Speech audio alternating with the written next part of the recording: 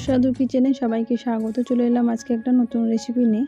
চলুন তাহলে দেখেন আজকে রেসিপিটি। আজকে বানিয়ে নেব আলু দিয়ে একটা মজাদার রেসিপি। তার জন্য আমি প্রথমে আলুগুলোকে এখানে কয়েকটা 5-6টা মতো আলু খোসা সহ সেদ্ধ করে নিয়ে খোসাটা ছাড়িয়ে নিয়ে এখন এটা ম্যাশ করে নিয়েছি।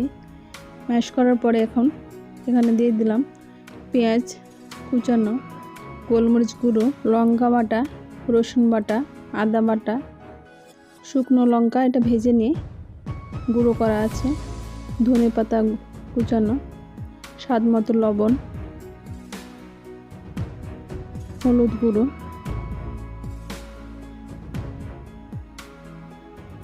জিরা, ধনে গুঁড়ো। এখন সবগুলোই মশলা দেওয়া হয়ে গেছে। এখন এটা ভালোভাবে সবগুলোর সঙ্গে মিশিয়ে নেব। সবগুলোর সঙ্গে ভালোভাবে মেশানো হয়ে গেছে। এখন এখানে দিয়ে দেব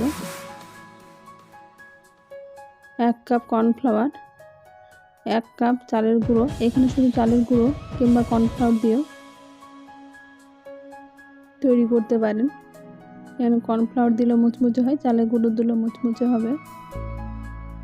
এখন চালের উপকরণ কর্নফ্লাওয়ারটা দিয়ে ভালোভাবে এটা মেখে নেওয়ার পরে এরকম ছোট ছোট লেচি শেপ করে নিয়ে এরকম ফিঙ্গার শেপ করে এটা একটু উপর দিকে ময়দা ছড়িয়ে দিয়ে কিংবা কর্নফ্লাওয়ার দিয়ে এরকমভাবে শেপ তৈরি করে নিলাম।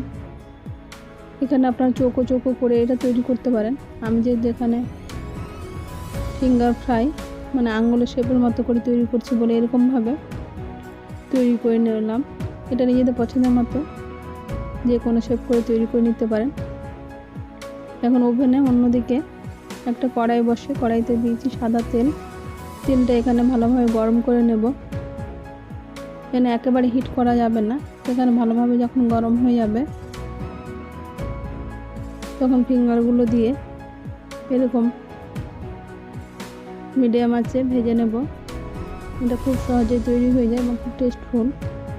আমার রেসিপিটি কেমন লাগলো আপনার কমেন্ট বক্সে কমেন্ট করবেন। আমার চ্যানেল নতুন বন্ধু হয়ে থাকেন তাহলে সাবস্ক্রাইব করে পাশে থাকা অনুরোধ রইল, পাশে থাকা বেল আইকনটি প্রেস করে দেবেন। তাহলে যখনই কোনো ভিডিও আপলোড দেবো সর্বপ্রথম আপনি নোটিফিকেশনে পেয়ে যাবেন।